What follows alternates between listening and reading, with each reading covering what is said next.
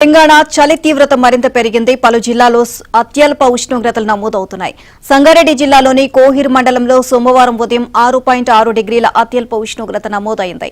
ఈ జిల్లాలోని 17 ప్రాంతాల్లో సింగిల్ డిజిట్ ఉష్ణోగ్రతలు నమోదయ్యాయి. మెదక్ జిల్లాలో శివంపేటలో 8.4 కనిష్ట ఉష్ణోగ్రత నమోదు కాగా 16 ప్రాంతాల్లో సింగిల్ డిజిట్ ఉష్ణోగ్రతలు నమోదయ్యాయి.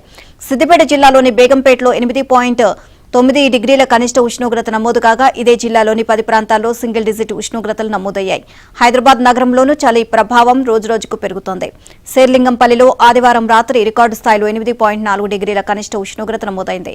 మరో 2 రోజుల పాటు కనిష్ట ఉష్ణోగ్రతలు సాధారణం కంటే 2 నుంచి 3 డిగ్రీల వరకు తక్కువగా ఉంటాయని బేగంపేట వాతావరణ శాఖ అధికారులు తెలియజేశారు.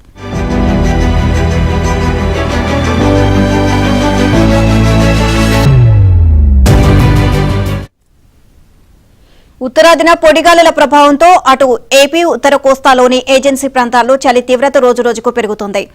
4 రోజుల క్రితం వరకు 2 అంకెల సంఖ్యలో ఉన్న కనిష్ట ఉష్ణోగ్రతలు ఆదివారం నుంచి సింగిల్ డిజిట్ కు పడిపోయాయి.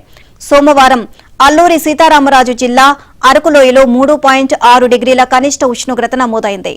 ఈ సీజన్లో అత్యల్ప ఉష్ణోగ్రత ఇదే కావడం విశేషం.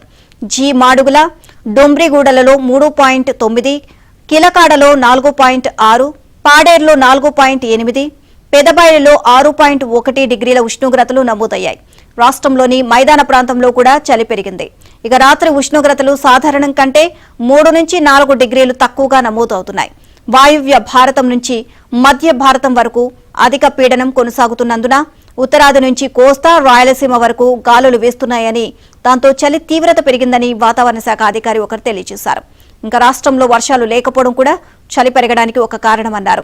ఇక ఈ నెల 13వ తేదీ తర్వాత బంగాళాఖాతం నుంచి తూర్పు గాలులు వీచే అవకాశం ఉందని, అప్పటి వరకు రాష్ట్రంలో చలి కొనసాగుతుందని పేర్కొన్నారు.